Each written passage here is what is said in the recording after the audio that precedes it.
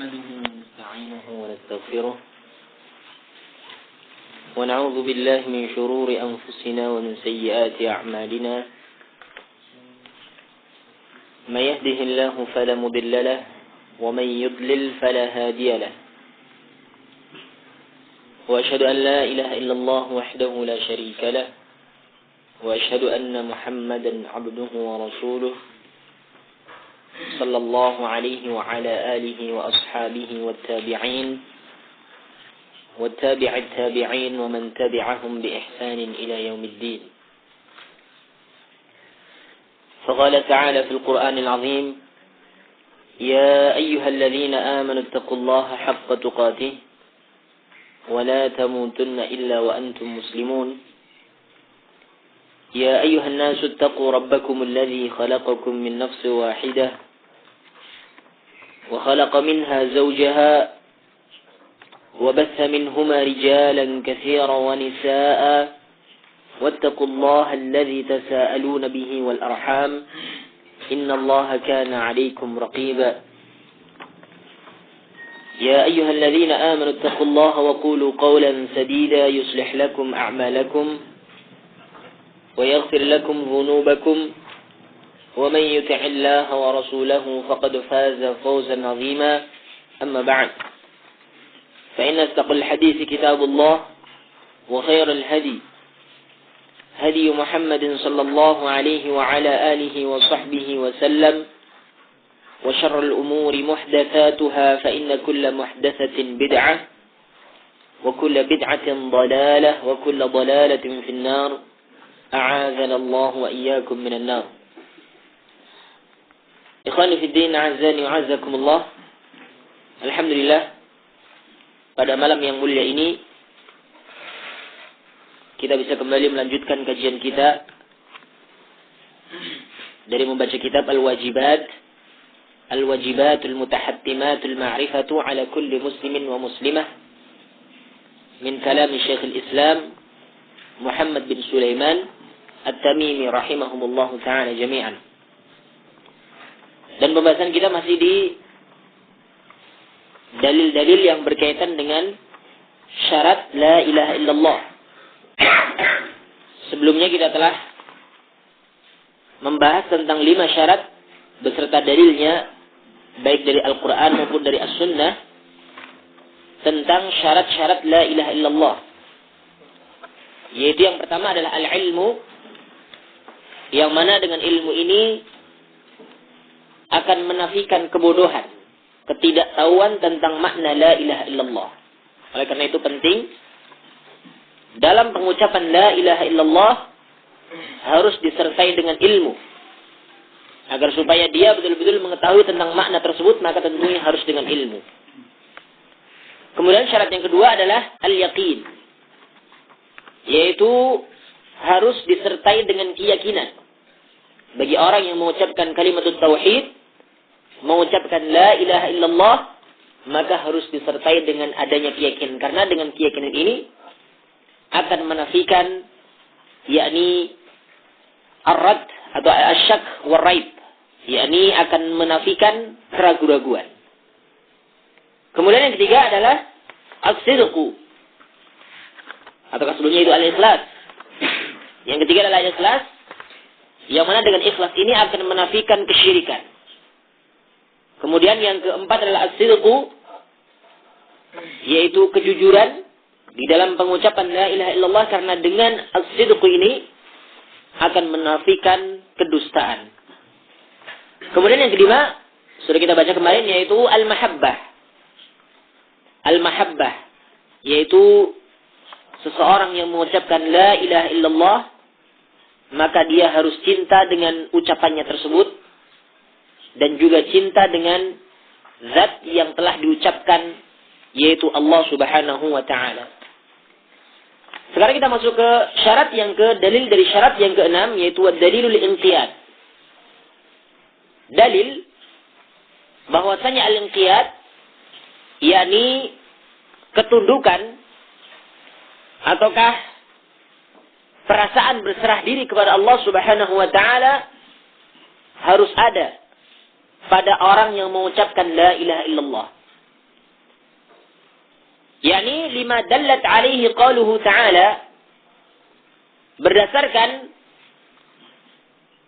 firman Allah Subhanahu wa taala yang menunjukkan atasnya, yakni di surat Az-Zumar ayat yang ke-54, Allah Subhanahu wa taala berfirman, wa anibu ila rabbikum wa aslimu lahu. Jadi al-inqiyad itu bermakna al-Islam. Al-inqiyad bermakna Islam, yaitu berserah diri, ataukah al-istislam. Al-inqiyad bermakna al-Islam ataukah al-istislam, yaitu berserah diri. Sebagaimana Allah Subhanahu wa taala berfirman, wa anibu ila rabbikum wa aslimu lahu. Dan kembalilah kalian, bertaubatlah kalian kepada Rabb kalian. Wa aslimu lahu, dan berserah dirilah. Berislamlah, berserah dirilah, yaitu inqiyadlah. Berserah dirilah kalian kepadanya. Min qabli ayyatiyakumul azabu thumma la tunsarun. Yakni sebelum datang kepada kalian azab, kemudian kalian tidak akan mendapatkan pertolongan. Di surat Az-Zumar ayat yang ke-54. Ini dalil yang pertama jelas, yakni dalam syahidnya adalah wa aslimu lahu. Yakni al-Islam dalam ayat tersebut bermakna al-inqiyad. Yakni ketundukan ataukah berserah diri kepada Allah Subhanahu wa taala. Wa anibu ila rabbikum wa aslimu lahu, dan kembalilah kalian kepada Rabb kalian, dan juga aslimu lahu. Yakni berserah dirilah kalian kepadanya. Ini syaratnya di sini wa aslimu lahu. Kemudian di ayat yang lain Allah Subhanahu wa taala berfirman berkaitan dengan syarat yang ke-6 ini, yakni al-inqiyad bermakna al-Islam atau al-istislam. Allah Subhanahu wa taala berfirman, "Wa man ahsanu dinan mimman aslama wajhahu lillahi wa huwa muhsin." Dan siapakah yang lebih bagus agamanya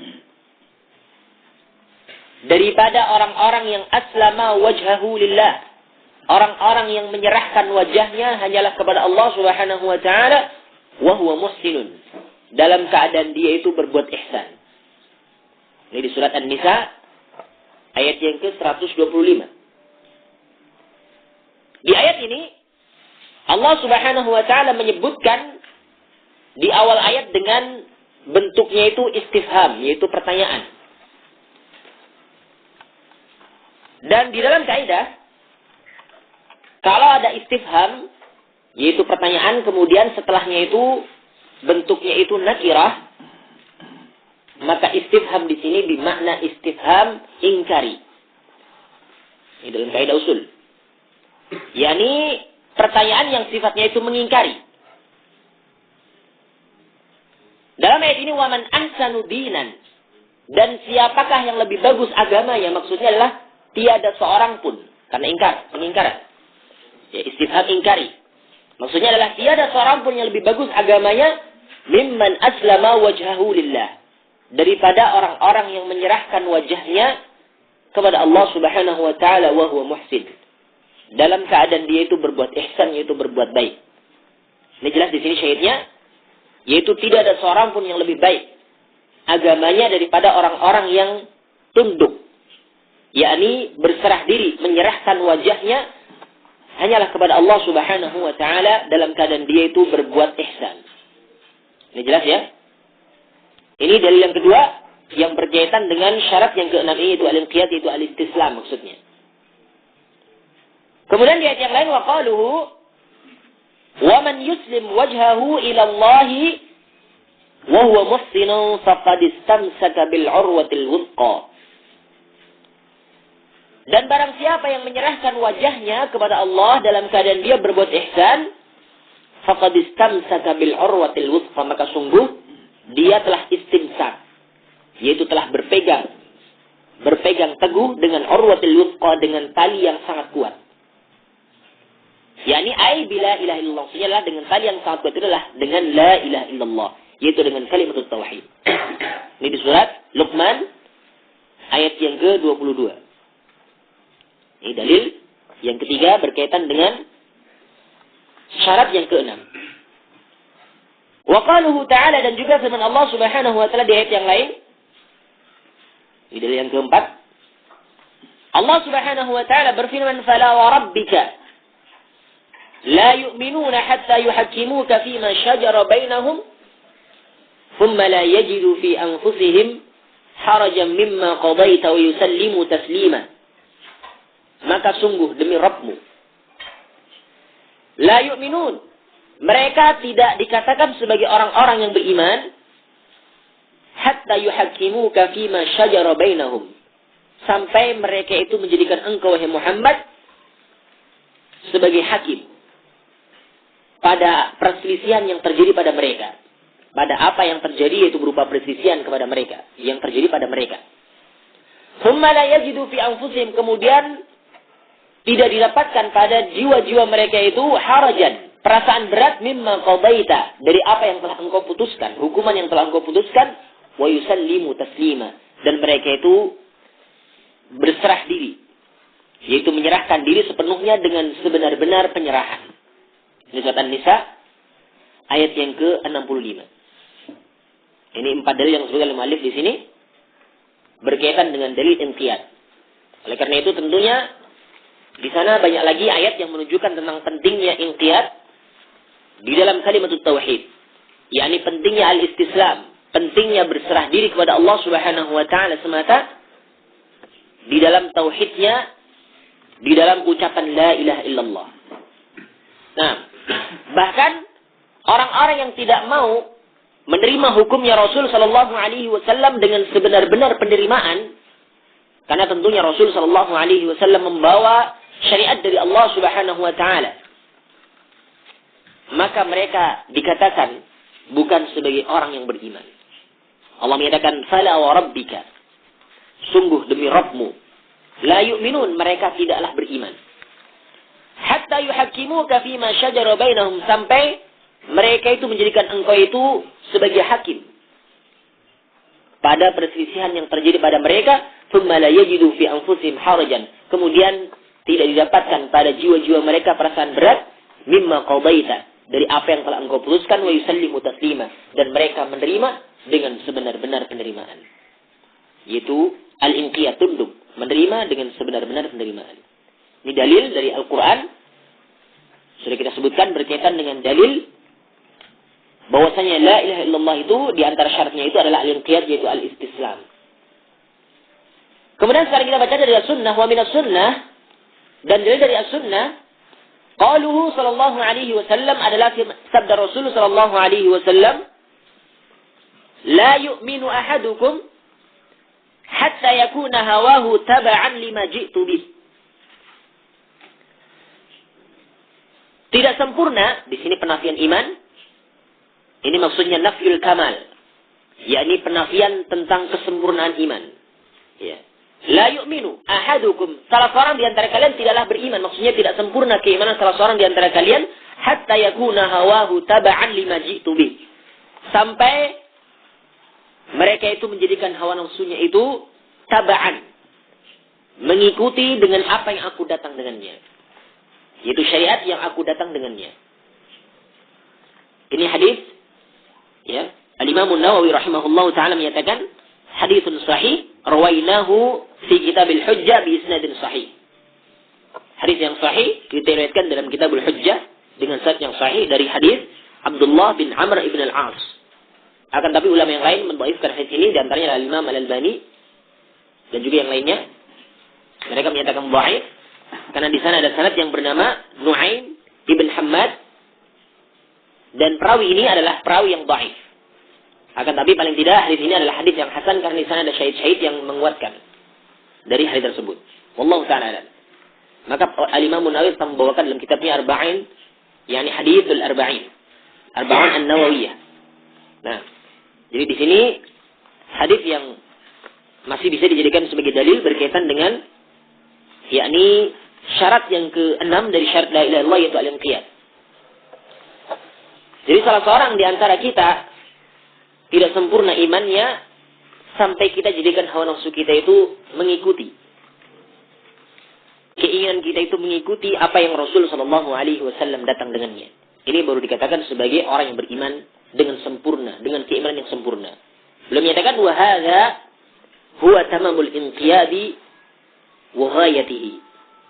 Dan ini adalah merupakan kesempurnaan inqiyad wa ghayatuhu, dan juga puncak, yaitu akhir dari ketundukan ataukah berserah diri kepada Allah Subhanahu wa taala. Ini syarat yang ke-6. Sekarang kita lanjutkan syarat yang ke-7. Wa dalilul qabul, dan dalil bahwasanya al-qabul ini termasuk dari syarat la ilaha illallah. Qauluhu ta'ala adalah firman Allah Subhanahu wa taala di surat Az-Zukhruf ayat yang ke-23 sampai 25. Surat Az-Zukhruf ayat yang ke-23 sampai 25. Nanti dibuka lagi ya, kalau yang ada kesempatan dibuka lagi silakan. Allah Subhanahu wa taala berfirman, "Wa kadzalika ma arsalna min qablika fi qaryatin min nadhirin illa qala mutrafuha inna wajadna aba'ana ala ummatin wa inna ala atharihim muqtadun." Qala awalau ji'tukum bi ahda mimma wajadtum alayhi aba'akum qalu inna bima ursiltum bihi kafirun fantaqamna minhum fanzur kaifa kana 'aqibatul mukadzibin. Allah Subhanahu wa taala berfirman, demikianlah ketika kami mengutus seorang pemberi peringatan sebelum engkau dalam sebuah qaryah, yaitu di sebuah desa, di sebuah kampung, di sebuah negeri, illa qala mutrafuha, kecuali orang-orang yang hidup mewah di antara mereka itu mengatakan, inna wajadna aba'ana ala ummatin, sesungguhnya kami telah mendapatkan nenek moyang kami berada di atas suatu agama. Wa inna ala atharihim muqtadun. Wa inna ala atharihim muqtadun, dan sesungguhnya kami itu adalah orang-orang yang mengikuti jejaknya mereka, asarnya mereka. Perhatikan, setiap kali Rasul yang Allah Subhanahu wa taala utus kepada suatu penduduk negeri, kebanyakannya itu ditolak oleh para petingginya, oleh orang-orang yang hidup mewah, kebanyakannya demikian.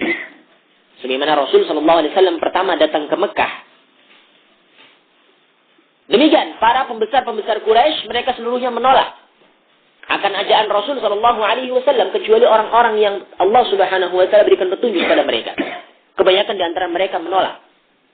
Dan mereka menyatakan, inna wajadna aba'ana ala ummatin, sesungguhnya kami dapatkan nenek moyang kami itu berada di atas suatu agama, wa inna ala athari muqtadun, dan sesungguhnya kami itu akan mengikuti jejak-jejaknya mereka. Demikianlah. Jadi Rasul itu meskipun beliau seorang Rasul, seorang Nabi, dan membawa kebenaran, belum tentu pengikutnya itu banyak. Inilah kebenaran. Jadi kebenaran itu bukanlah dilihat dari pengikutnya, oh pengikutnya banyak, ini adalah benar. Tidak. Rasul sallallahu alaihi wasallam jelas tidak diragukan lagi akan kebenarannya. Tapi ternyata ketika itu pun awal kalinya diutus, cuma hanyalah segelintir orang yang mengikuti beliau. Bahkan nabi-nabi yang lain juga ada yang punya pengikut hanyalah satu, ada yang dua, hanya tiga, ada juga yang banyak. Jadi tidak tentu. Jadi mayoritas bukanlah merupakan bukti akan kebenaran suatu agama. Akan tapi kebenaran itu adalah apa yang Allah Subhanahu wa taala sebutkan dalam Al-Qur'an, ataukah Rasul sallallahu alaihi wasallam sebutkan dalam hadis yang sahih, kebenaran. Demikian. Kemudian Allah menyatakan, qala awalau ji'tukum bi ahda mimma wajadtum alaihi aba'akum. Katakanlah wahai Muhammad, qala awalau ji'tukum, Rasulullah menyatakan awalau ji'tukum bi ahda mimma wajadtum. Bagaimana seandainya kalau aku datang kepada kalian dengan membawa agama yang lebih ahda, agama yang lebih benar, agama yang lebih baik dari apa yang kalian dapatkan dari nenek moyang kalian. Qalu inna bima ursiltum bihi kafirun. Tapi mereka menyatakan, sesungguhnya kami itu ingkar. Kami itu kafir dengan apa yang kalian diutus dengannya. Inilah jawaban dari orang-orang kafir. Mereka tidak mau menerima agama yang dibawa oleh Rasul sallallahu alaihi wasallam. Maka akibatnya orang-orang yang kafir itu, orang-orang yang tidak menerima ajaran Rasul sallallahu alaihi wasallam dan juga rasul-rasul yang lainnya, Allah katakan fantaqamna minhum. Maka kami pun binasakan sekelompok orang di antara mereka. Kami hancurkan mereka Fanzur kaifa kana 'aqibatul mukadzibin. Maka perhatikan bagaimana akibat orang-orang yang mendustakan. Ini surat Az-Zukhruf ayat yang ke-23 dan juga 25 sampai 25. Ini dalil yang pertama berkaitan dengan dalil al-qabul, yaitu wajibnya menerima.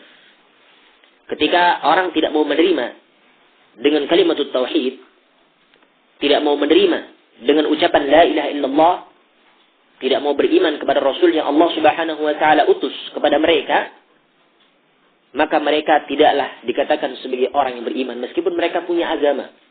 Yang mereka katakan agama mereka itu sesuai dengan nenek moyang mereka. Tapi perhatikan, ketika mereka menolak ajaran yang dibawa oleh Rasul, para Rasul, ya, maka Allah Subhanahu wa taala menyatakan fantaqamna minhum, maka kami hancurkan mereka, kami binasakan mereka, ya. Fanzur kaifa kana 'aqibatul mukadzibin. Maka perhatikanlah bagaimana akibat, bagaimana kesudahan orang-orang yang mendustakan para Rasul tersebut. Kemudian yang lain, Allah Subhanahu wa taala berfirman, wa qaluhu ta'ala, dan Allah Subhanahu wa taala berfirman, innahum kanu idza qila lahum la ilaha illallah yastakbirun wa yaquluna a inna latariku alihatina li sya'irin majnun. Allah Subhanahu wa taala berfirman, innahum kanu idza qila lahum la ilaha illallah yastakbirun. Sesungguhnya mereka orang-orang kafir dahulu ketika dikatakan kepada mereka ucapkanlah la ilaha illallah, ucapkanlah kalimat tauhid, yastakbirun, maka mereka itu menyombongkan diri. Mereka sombong. Tidak mau mengucapkan kalimat tauhid tersebut. Nah, wa yaqulun, dan mereka menyatakan a inna latariku alihatina li sya'irin majnun, apakah kami akan meninggalkan ilah-ilah kami? Apakah kami akan meninggalkan sesembahan-sembahan kami hanyalah karena ucapan seorang penyair dan juga seorang yang gila? Nah, dengan Rasul ketika berdakwah dikatakan sebagai seorang penyair dan juga dikatakan sebagai seorang yang gila. Ya. Maka tentunya di sini, ya, ucapan-ucapan kekafiran dari orang-orang kafir yang menunjukkan bahwasanya mereka itu tidak mau qabul, tidak mau menerima akan ajakan Rasul, yaitu ajakan kepada tauhid, ucapan la ilaha illallah. Maka mereka dikatakan sebagai orang-orang yang kafir dan mereka tidak memenuhi syarat dalam keimanannya mereka, meskipun mereka punya agama. Tapi agama mereka adalah agama yang tidak diterima di sisi Allah Subhanahu wa taala. Ini surat As-Saffat ayat yang ke-35 sampai ayat yang ke-36. Surat As-Saffat ayat yang ke-35 sampai 36. Ini dari dalam Quran sudah disebutkan dua berkaitan dengan syarat yang ketujuh ini, yaitu al-qabul. Sekarang wa minas sunnah, dari terakhir dari as-sunnah, dari syarat yang ketujuh, ma thabata fi sahih an Abi Musa al-Asy'ari radhiyallahu ta'ala anhu an Nabi sallallahu alaihi wasallam qaal, yaitu dalil dari as-sunnah, yaitu apa yang sabit dalam as-sahih, itu sahih al-Bukhari dan juga sahih Muslim, sahihain mungkin di sini lebih tepatnya. Ma thabata fi sahihain, itu sahih keduanya, itu sahih Bukhari dan sahih Muslim. Dari Abu Musa al-Asy'ari radhiyallahu ta'ala anhu, dari Nabi sallallahu alaihi wasallam beliau bersabda, "Mathalu ma ba'athani Allah bihi min al-huda wal 'ilm kamathalil ghaithi al-kathir asaba ardan." Permisalan di sini ini masdariyah kemudian ditafsirkan dengan minal huda wal 'ilm. Permisalan petunjuk dan juga ilmu yang mana Allah Subhanahu wa taala mengutus aku dengannya, kamathalil ghaithil katsir, sebagaimana permisalan hujan yang lebat, hujan yang banyak, hujan yang lebat, asaba arban, yang menimpa bumi, yaitu yang menimpa suatu tanah. Ini permisalan orang-orang yang mana petunjuk Rasul dan juga ilmu yang datangnya dari Rasul sallallahu alaihi wasallam datang kepada mereka, itu permisalan sebagaimana hujan yang lebat yang menimpa suatu tanah. Ya. Ini permisalan yang Rasul sallallahu alaihi wasallam permisalkan di sini, yaitu gambarkan di sini. Maka di sini menunjukkan bolehnya seorang membuat permisalan, tapi tentunya permisalan di sini adalah permisalan yang bagus, bukan permisalan yang jelek, bukan pula permisalan yang nista. Di sini Rasul sallallahu alaihi wasallam membuat perumpamaan, yaitu petunjuk dan juga ilmu yang Rasul sallallahu alaihi wasallam bawa, yang mana Allah Subhanahu wa taala mengutus Rasul dengannya, adalah sebagaimana permisalan hujan yang lebat yang menimpa suatu tanah. Fakana minha naqiyatun qubilatil ma. Maka di antara tanah tadi ada tanah yang naqiyah, tanah yang bagus. Qubilatil ma yang bisa menerima air, fa'ambatatil kala wal 'ushubul katsir. Dan bisa menumbuhkan rumputan-rumputan yang kering maupun yang basah yang sangat banyak. Jadi ini dua fungsi. Ya, tanah yang bagus itu tanah yang bisa menampung air, bisa menyerap air, bisa menerima air, juga bisa menumbuhkan. Ini permisalan yang sangat bagus. Nah, kemudian selanjutnya permisalan yang kedua, Rasul menyatakan wa kanat minha ajadib. Dan di antara tanah tersebut ada tanah yang keras. Tanah yang keras. Nah, amsakatil ma yang bisa menerima air. Yang bisa amsakat yaitu bisa menahan, yaitu menerima air, bisa menampung air. Fanafa'allahu bihan nas. Maka Allah Subhanahu wa taala menjadikan tanah tersebut yaitu bermanfaat bagi manusia.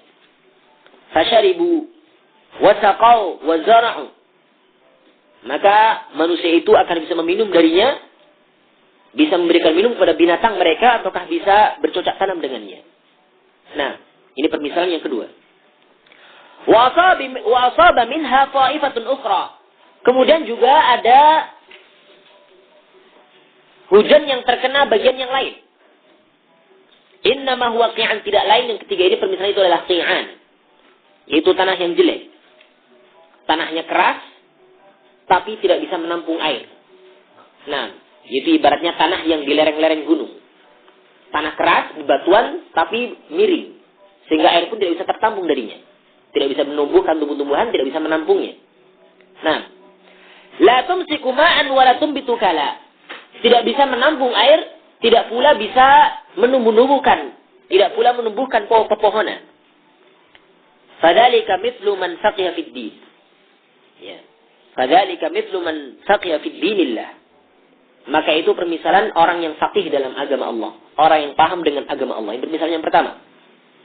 Yaitu orang yang paham dengan agama Allah. Sehingga dengan pahamnya ini dia bisa menerima ilmu. Dan juga bisa orang lain mendapatkan manfaat dari ilmu yang tersebut. Inilah orang yang faqih. Orang yang paham dengan agama. Yaitu orang yang bisa menerima ilmu, paham dengan ilmu. Kemudian orang itu bisa mengambil manfaat dari orang ini. Nah, dari ilmunya tersebut, dari pemahamannya tersebut. Wa nafa'ahu ma ba'athani Allahu bihi. Maka dia itu akan bisa mendatangkan manfaat. Ya, dengan apa yang Allah Subhanahu wa taala utus aku dengannya. Fa'alima wa 'allama. Dia mempelajari ilmu dan juga mengajarkan ilmu. Nah, wa mithlu man lam yarfa' bidzalika ra'san. Kemudian permisalan yang lainnya adalah permisalan yakni orang yang dengan ilmunya tersebut tidak akan bisa mengangkat derajatnya. Tidak akan bisa mengangkat kepalanya, maksudnya mengangkat derajatnya. Walam yaqbal hudallah allazi ursiltu bih, dan dia tidak menerima petunjuk dari Allah yang aku diutus dengannya. Ini hadis dari Imam Bukhari dan Muslim rahimahumullah taala dari hadis Abu Musa al-Asy'ari radhiyallahu taala anhu. Bukan kita azani wa azakumullah, dari hadis ini kita tahu tentang tiga golongan manusia. Berkaitan dengan petunjuk dan juga ilmu yang datangnya dari Rasul sallallahu alaihi wasallam, maka di sana ada tiga golongan manusia. Yaitu yang pertama adalah orang-orang yang faqih dengan agama. Orang-orang yang paham dengan agama, maka dengan pahamnya ini dia dapat manfaat dengan ilmunya, dengan petunjuk tersebut. Demikian pula orang lain juga dapat manfaat dengan ilmunya tersebut. Kemudian yang kedua adalah orang yang sekedar hafal dengan ilmu, tapi dia sendiri tidak hafal, tidak paham. Ini banyak orang yang demikian. Dia hafal Quran, hafal hadis banyak, hafal Quran banyak. Tapi tentunya dengan ini dia tidak paham dengan apa yang dia baca. Dia masih mending bisa mendapatkan manfaat karena dia bisa mengajarkan hafalannya tersebut. Bisa mengajarkan Quran, bisa mengajarkan hadisnya. Meskipun dia tidak paham, tapi paling tidak dia bisa menyampaikan. Orang bisa mengambil manfaat dengan hafalannya tersebut. Ini banyak dari kalangan ulama hadis juga demikian. Dia cuma pintar dalam hal hafalannya, tapi tidak faqih. Ya, sehingga di antara mereka juga ada orang-orang yang ya cuma menyebutkan dalil tapi tidak tahu maksudnya apa. Ya, inilah kebanyakan orang juga yang demikian, tapi masih mending ini masih bisa diambil manfaatnya. Bahkan terkadang orang yang disampaikan lebih paham daripada orang yang menyampaikan. Ya, terkadang demikian. Oleh karena itu Rasulullah SAW pernah menyatakan dalam suatu hadis, ya, wa rubba hamilil fiqhi wa laysa bifaqih. Dan betapa banyak orang yang membawa fikih, membawa pemahaman, membawa ilmu, tapi dia sendiri tidak paham. Ya, terkadang ada yang demikian. Ya. Maka tentunya di sini masih mending bisa mendapatkan manfaat, ya, karena dia masih bisa mengajarkan hafalannya tersebut, ya, masih bisa orang lain mengambil manfaat dari hafalannya tersebut. Ini permisalan yang kedua yang Rasulullah gambarkan sebagaimana, yakni al-ajadib, yaitu tanah yang keras. Tanah yang keras, tapi dia berada di tempat yang rendah, sehingga dia bisa menampung air, sehingga dengan air tersebut bisa diambil manfaatnya. Kemudian yang ketiga adalah orang yang tidak bisa mengambil manfaat dengan ilmunya, dengan petunjuk dari Rasul sallallahu alaihi wasallam, dan dia juga tidak menyampaikan kepada orang lain. Inilah orang yang terjelek dalam permisalan ini. Yaitu Rasul gambarkan sebagai ti'an, yaitu tanah yang keras tapi tidak bisa menampung air. Demikian pula tidak bisa menumbuhkan tumbuh-tumbuhan. Ini 3 golongan manusia yang ada, yang Rasul sallallahu alaihi wasallam sebutkan dalam hadis ini. Yang tentunya di sini, ya, kita tahu dan kita hendaklah pintar memilih di antara 3 golongan ini. Kita termasuk yang mana? Ini pertanyaan dari kita. Ya. Paling tidak kita usahakan, ya, kalau bisa yang pertama, kalau tidak bisa yang kedua. Ya, jadi kalau kita hafal suatu hadis, kita hafalkan saja. Kita sampaikan kepada orang lain hadisnya ini. Meskipun kita belum paham, nggak masalah. Daripada sama sekali tidak tahu, ya. Kemudian dia juga tidak bisa memberikan manfaat kepada orang lain, dirinya pun tidak bisa mendapatkan manfaat dari petunjuk yang Rasul sallallahu alaihi wasallam dan juga ilmu yang Rasul sallallahu alaihi wasallam sampaikan kepada kita. Nah, ini 3 permisalan.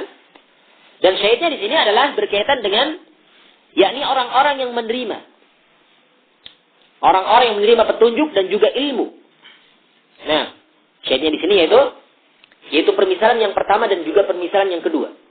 Karena di sana ilmu itu termasuk dalamnya adalah ilmu tentang tauhid. Petunjuk juga demikian. Petunjuk tentang jalan-jalan kebenaran, tentunya di sana harus diterima. Meskipun paham ataukah tidak, harus diterima. Harus diterima dengan lapang dada. Ya. Maka inilah orang-orang yang beriman dan orang-orang yang bisa mendapatkan manfaat, ya, dengan petunjuk dan juga ilmu yang Rasul sallallahu alaihi wasallam, ya, sampaikan kepada kita. Syahidnya di sini. Ini 7 syarat dari Allah beserta dalilnya sudah kita sampaikan. Ya, dengan ini selesai pembahasan dari, yakni syurutu la ilaha illallah, syarat la ilaha illallah. Nah, dan sekarang kita lanjutkan di pembahasan yang lain, yaitu nawaqidul Islam. Perkara yang keempat yang harus kita ketahui, ya. Yang pertama sudah kita sebutkan tentang 3 perkara yang akan ditanyakan kepada kita di kubur nanti, yaitu tiga landasan yang harus diketahui oleh setiap orang muslim. Yang kedua berkaitan dengan dasar agama dan juga kaidahnya 2 perkara. Yang ketiga adalah syarat la ilaha illallah beserta dalilnya sudah kita sebutkan. Sekarang yang keempat adalah nawaqidul Islam, yaitu kewajiban-kewajiban yang harus diketahui oleh setiap orang muslim dan juga muslimat. Adalah yang keempat adalah nawaqidul Islam, pembatal-pembatal keislaman. Dan kita seluruhnya insyaallah mengaku sebagai orang yang beragama Islam. Dan memang harus demikian. Dan kita tahu Islam itu adalah agama yang terbaik, agama yang paling mulia. Satu-satunya agama yang diridhai di sisi Allah Subhanahu wa taala, satu-satunya agama yang diterima oleh Allah Subhanahu wa taala. Sebagaimana Allah Subhanahu wa taala berfirman, "Inna ad-dina 'indallahi al-Islam." Sesungguhnya agama yang Allah Subhanahu wa taala ridhai itu hanyalah Islam. Agama satu-satunya agama yang ridhai di sisi Allah adalah Islam. Di ayat yang lain Allah Subhanahu wa taala juga berfirman, "Wa may yabtaghi ghayra al-Islam dinan fala yuqbala minhu wa huwa fil akhirati minal khasirin." Dan barang siapa yang mencari agama selain Islam, maka sekali-kali Allah tidak akan menerima agama tersebut daripadanya, dan dia di akhirat nanti termasuk orang-orang yang merugi. Ini dalil yang menunjukkan tentang wajibnya seseorang itu tahu tentang keutamaan Islam, yakni satu-satunya agama yang diridhai di sisi Allah dan juga satu-satunya agama yang Allah Subhanahu wa taala terima. Akan tapi terkadang setiap orang yang mengaku Islam, baik itu karena sengaja ataukah tidak, terkadang mereka itu melakukan pembatal keislaman. Yang seharusnya dengan melakukan hal ini, dia itu batal Islamnya dan dia harus perbaharui lagi. Ya. Oleh karena itu penting bagi kita untuk tahu tentang masalah nawaqidul Islam, tentang pembatal-pembatal Islam. Nawaqid dengan jamak naqid, ya, itu pembatal.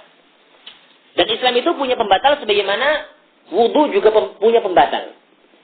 Ketika seorang berwudu, kemudian dia melakukan salah satu pembatal wudu, mungkin itu buang angin, ini kan batal, harus diulangi wudunya.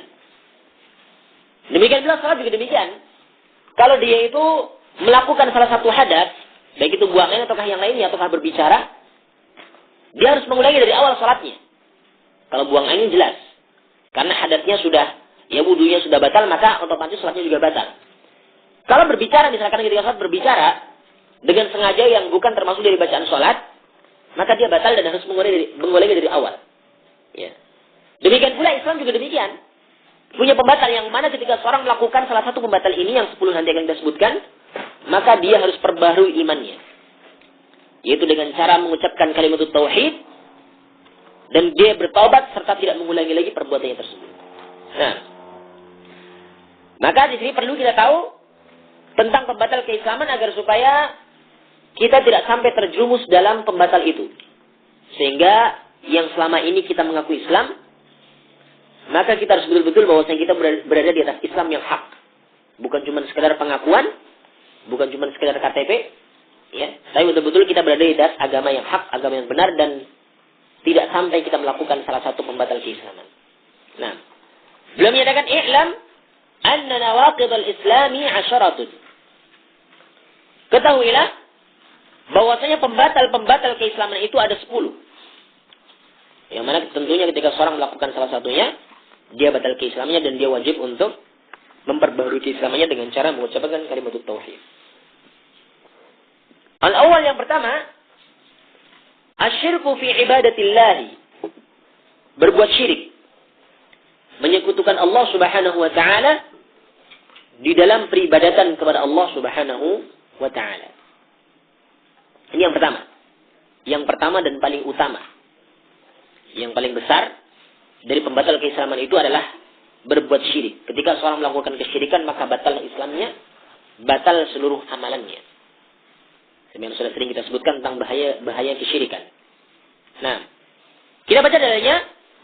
Qala Allah Ta'ala, Allah Subhanahu wa Ta'ala berfirman, Inna Allah la yaghfiru an yushraka bihi wa yaghfiru ma duna dzalika liman yasha. Sesungguhnya Allah Subhanahu wa taala tidak akan mengampuni dosa syirik. Tidak akan mengampuni dosa menyekutukan Allah Subhanahu wa taala. Wa yaghfiru ma duna dzalika liman yasha, dan Allah Subhanahu wa taala akan mengampuni dosa yang di bawah dosa syirik, selain dosa syirik. Bagi siapa saja yang Allah Subhanahu wa taala kehendaki. Ini surat An-Nisa ayat yang ke-48 dan ayat yang ke-116. Ada di dua tempat Allah menyebutkan di sini, surat An-Nisa ayat yang ke-48 dan juga ayat yang ke-116. Sama persis, cuma akhirnya yang lain. Jadi di sana ada di awal ayat Allah menyatakan innallaha la yaghfiru an yushraka bihi wa yaghfiru ma duna dzalika liman yasha wa man yusyrik billahi faqad iftara itsman 'azima. Ini surat An-Nisa ayat yang ke-48. Di ayat yang ke-116 Allah menyatakan faqad dhalla dhalalan ba'ida. Barang siapa yang menyebutkan Allah, faqad dhalla dhalalan ba'ida. Maka sungguh dia telah tersesat dengan kesesatan yang sangat jauh. Ini di ayat yang ke-116. Di ayat yang ke-48, wa may yusyrik billahi faqad iftara itsman 'azima. Barang siapa yang menyekutukan Allah, maka sungguh dia telah melakukan dosa yang sangat besar. Surat An-Nisa ayat yang ke-48. Ini dalil sekaligus dalil yang menunjukkan tentang bahayanya syirik. Bahwasanya Allah tidak akan mengampuni dosa syirik. Ini tentunya bagi orang yang tidak mau bertaubat dari kesyirikannya tersebut. Sampai kemudian dia meninggal dalam keadaan syirik, maka Allah tidak ada harapan untuk mengampuninya kembali. Akan tapi kalau masih hidup, dia pernah berbuat syirik, kemudian bertaubat kepada Allah dari dosanya tersebut, ya, maka Allah Subhanahu wa taala pasti akan mengampuni dosanya seorang. Ya, tentunya ketika memenuhi syaratnya. Ketika memenuhi syaratnya, ya, dengan syarat taubatan nasuha. Dan di antara syarat bertaubat itu, kalau itu dosanya berkaitan dengan dosa seorang hamba dengan Allah, maka minimalnya memenuhi 3 syarat. Ya. Yaitu yang pertama, seorang harus, ya, berlepas dari perbuatan dosa yang pernah dia lakukan tersebut. Ya. Kemudian yang kedua, seorang itu harus menyesali perbuatan yang pernah dilakukan, ayyan dama ala fi'liha, menyesali perbuatan yang pernah dilakukan. Kalau itu perbuatan dosa syirik, maka tentunya seseorang harus sesali. Nah, dan yang namanya menyesal, namanya orang menyesal, ini tentunya tidak kemudian disebar-sebarkan kepada orang lain. Ini perbuatan dosa yang seharusnya orang itu menutupinya. Ya. Sebagaimana kita tahu, kalau orang ini pernah berbuat suatu perbuatan dosa, ya, mungkin itu pernah berzina, ataukah pernah melakukan tindakan dosa yang lainnya, maka tentunya dia akan malu untuk menceritakannya. Ini bukti menyesalnya. Sudah nggak usah dibahas, itu kan masalah gitu saja. Tapi kalau ternyata dia masih menceritakannya dengan bangganya, ini bukan menyesal namanya. Tapi bahkan dia itu bangga. Ini dulu saya lihat, saya dulu itunya adalah mantan ini dan itu. Ini namanya bukan menyesal, tapi berbangga dengan perbuatannya tersebut. Maka seorang harus menyesal perbuatan yang pernah dilakukannya. Ini yang kedua, syarat yang kedua, ayyan dama ala fi'liha. Itu menyesal atas perbuatan dosa yang pernah dilakukan. Kalau dia pernah berbuat syirik, ya sudah, masa lalu, dulu pernah. Kalau misalkan cuma menyebutkan saja dulu saya pernah melakukan hal ini. Tapi itu tidak perlu dirinci. Bagaimana kaifiatnya dan juga yang lainnya. Ya, ini namanya menyesal. Karena namanya menyesal itu jangan sampai seorang itu tahu tentang aibnya. Karena ini kan dosa itu kan perbuat salah satu aib. Yang jelas seorang itu harus menutupinya. Kemudian yang ketiga adalah ayya'zima alla ya'uda ilaiha abadan. Syarat yang ketiga, itu dari syarat taubatan nasuha, adalah hendaklah seseorang itu berazam, bertekad untuk tidak akan mengulangi lagi perbuatan dosa yang pernah dilakukannya. Ini 3 syarat dosa itu berkaitan dengan dosa seorang hamba dengan Allah Subhanahu wa taala. Harus terpenuhi paling tidak 3 syarat ini. Ya, 3 syarat ini harus terpenuhi. Kalau kita mau rinci sekaligus syaratnya itu ada lainnya, yaitu ikhlas juga termasuk dalamnya. Ini termasuk amalan, maka harus ada ikhlasnya. Nah, demikian. Ini syarat. Ini kalau dosa itu berkaitan dengan dosa seorang hamba dengan Allah. Tapi kalau dosa itu berkaitan dengan dosa seorang hamba dengan hamba yang lain, manusia dengan manusia yang lain, maka harus ada syarat yang keempat. Yaitu hendaklah seorang itu ya ayyabra'a min sahibiha, berlepas diri dari hak-hak saudaranya. Kalau itu berkaitan dengan hutang piutang, dengan harta, dikembalikan hartanya tersebut. Kalau itu berkaitan dengan gunjingan-gunjingan ataukah cercaan-cercaan yang pernah dilakukan, maka meminta maaf. Kalau memang ini masih memungkinkan. Kalau masih kita bisa bertemu dengan orang yang pernah kita lakukan perbuatan dosa. Tapi kalau ternyata tidak bisa lagi, orang itu mungkin sudah meninggal, dalam keadaan kita belum pernah meminta maaf kepadanya, kita belum mengembalikan hutang kita. Ya, kalau ada ahli warisnya, berikan kepada ahli warisnya. Tapi kalau tidak ada, maka ya, kalau itu berkaitan dengan harta, maka disedekahkan atas nama orang yang pernah kita hutangi, ya. Sehingga dengannya pahalanya itu akan mengalir kepada orang yang pernah ya kita hutang kepadanya. Ketika kita bersedekah dengan nama orang tersebut. Tapi kalau itu berkaitan dengan gunjingan atau kehinaan yang pernah kita lakukan kepadanya, sebelum kita minta maaf, maka tentunya kita harus beristighfar kepada Allah, minta ampun kepada Allah untuk diri kita dan juga untuk orang yang pernah kita lakukan perbuatan dosa ya kepada mereka. Ini 4 syarat kalau itu dosa berkaitan dengan dosa seorang hamba dengan hamba yang lain. Maka ketika seorang telah memenuhi syaratnya tadi, syarat-syarat dosa ini, syarat-syarat taubat ini, tentunya dosa sebanyak apapun Allah Subhanahu wa taala akan ampuni. Inilah dikatakan sebagai taubat dan nasuha, itu taubat yang semurni-murninya. Perintah dari Allah, ya ayyuhalladzina amanu tubu ila Allahi taubatan nasuha. Wahai orang-orang yang beriman, bertaubatlah kepada Allah dengan taubat dan nasuha, dengan taubat yang semurni-murninya. Maka dengan setelah seorang bertaubat dengan semurni-murninya seperti ini, maka dosa sebanyak apapun, meskipun sampai menyentuh puncaknya langit, meskipun sampai sepenuh bumi, Allah Subhanahu wa taala pasti akan mengampuni kalau memang dia sudah bertaubat. Oleh karena itu Allah Subhanahu wa taala berfirman dalam hadis qudsi dari hadis Anas bin Malik radhiyallahu taala anhu, Allah Subhanahu wa taala berfirman, "Ya bani Adam, law balaghat dhunubuka 'anana as-sama', thumma astaghfartani ghafartu lak." Wahai anak Adam, Jikalau seandainya dosa-dosamu sampai menyentuh puncaknya langit, kemudian engkau beristighfar kepadaku, minta ampun kepadaku, ya, maka aku akan ampuni. Ya bani Adam, lau ataitani bi qurabil ardi khataya, thumma laqitani la tusyriku bi syai'a, la ataituka bi qurabiha maghfiratan. Wahai anak Adam, jikalau seandainya engkau datang kepadaku dengan membawa dosa sepenuh bumi, kemudian engkau datang kepadaku dengan tidak menyekutukan aku dengan sesuatu apapun, bukan dosa syirik. Ini catatan bukan dosa syirik, ya. La ataituka bi qurabiha maghfiratan. Aku akan datangkan kepada engkau ampunan dengan sepenuh bumi itu juga. Ini hadis menunjukkan akan maha pengampunnya Allah Subhanahu wa taala, maha penerima taubatnya Allah Subhanahu wa taala. Ya. Inilah Allah Subhanahu wa taala. Di antara sifatnya adalah Al-Ghafur, yang maha pengampun. Al-Ghaffar, Al-Ghafur, ya, yang maha pengampun. Tentunya Allah Subhanahu wa taala akan mengampuni dosa-dosa. Akan tapi karena sangat besarnya dosa syirik, Allah Subhanahu wa taala tidak akan mengampuninya. Yang di ayat yang sedang kita baca di sini yaitu innallaha la yaghfiru an yushraka bihi wa yaghfiru ma duna dzalika liman yasha. Sesungguhnya Allah Subhanahu wa taala tidak akan mengampuni dosa menyekutukan Allah dengan sesuatu apapun. Ini tentunya ketika tidak bertaubat. Tapi kalau bertaubat insyaallah Allah akan mengampuninya.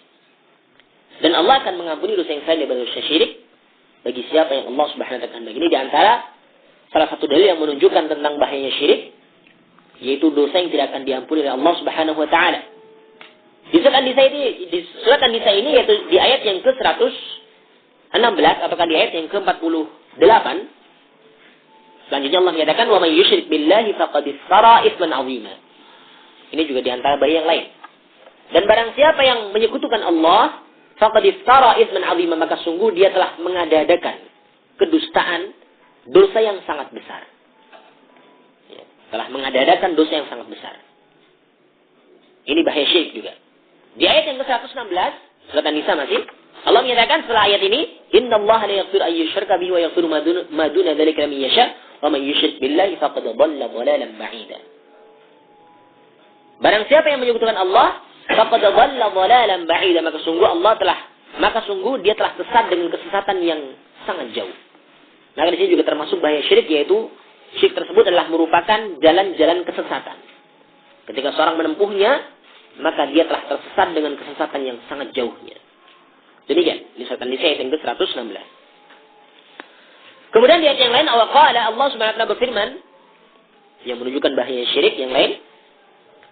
Allah menyatakan, innahu man yusyrik billahi faqad harrama Allahu alaihi al-jannata wa ma'wahu an-nar wa ma lil-zalimin min ansar.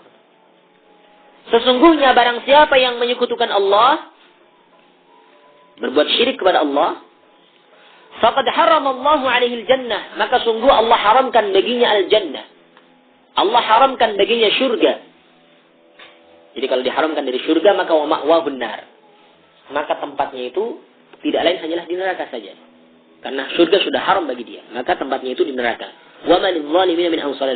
Sekali-kali tidak seorang pun bagi orang-orang, tidak seorang penolong pun bagi orang-orang yang zalim. Ini surat Al-Maidah ayat yang ke-72. Ini juga bahaya syirik. Yang mana tentunya kita tahu bahwa syirik tersebut adalah dosa yang sangat besar, sampai-sampai karena sangat besarnya Allah tidak akan mengampuninya. Dan juga Allah haramkan bagi orang yang telah melakukan syirikan tersebut surga, serta Allah masukkan ke dalam neraka. Nah, demikian pula di antara bahaya yang lain sudah sering kita sebutkan. Ini dalam rangka untuk mengingat tentang bahayanya syirik, tentu kita perlu tahu tentang bahaya yang lain. Yaitu dosa syirik adalah dosa yang menyebabkan seseorang itu terhapus amalannya. Orang terhapus amalannya itu ketika dia telah melakukan amalan sebesar apapun, kalau dia melakukan kesyirikan dan mati di atas kesyirikan, tidak bertaubat, maka amalan yang pernah dilakukan seluruhnya gugur, terhapus. Ya. Dan Allah akan datangkan amalnya tersebut sebagaimana debu yang berterbangan. Allah Subhanahu wa taala berfirman, "Wa qadimna ma 'amilu min 'amalin. Allah menyatakan, faj'alnahu haba'an manthura. Dan kami datangkan. Wa qadimna ila ma 'amilu min 'amalin faj'alnahu haba'an manthura, dan kami datangkan amal yang pernah dahulu mereka lakukan. Kemudian kami jadikan amalnya tersebut sebagai debu yang berterbangan. Ini di surat Al-Furqan ayat yang ke-23. Wa qadimna ila ma 'amilu min 'amalin. Kami datangkan amalan yang dulu pernah mereka lakukan. Tapi ternyata mereka di akhir hidupnya berbuat syirik. Maka kami jadikan faj'alnahu haba'an manthura. Kami jadikan amalnya tersebut sebagai debu yang berterbangan. Tidak akan dianggap oleh Allah SWT karena dosa syiriknya tersebut. Di ayat yang lain Allah SWT berfirman, dari surat Al-Furqan ayat yang ke-23, Allah di ayat yang lain Allah berfirman, وَلَقَدْ أُوحِيَ إِلَيْكَ وَإِلَى الَّذِينَ مِنْ قَبْلِكَ لَئِنْ أَشْرَكْتَ لَيَحْبَطَنَّ عَمَلُكَ وَلَتَكُونَنَّ مِنَ الْخَاسِرِينَ.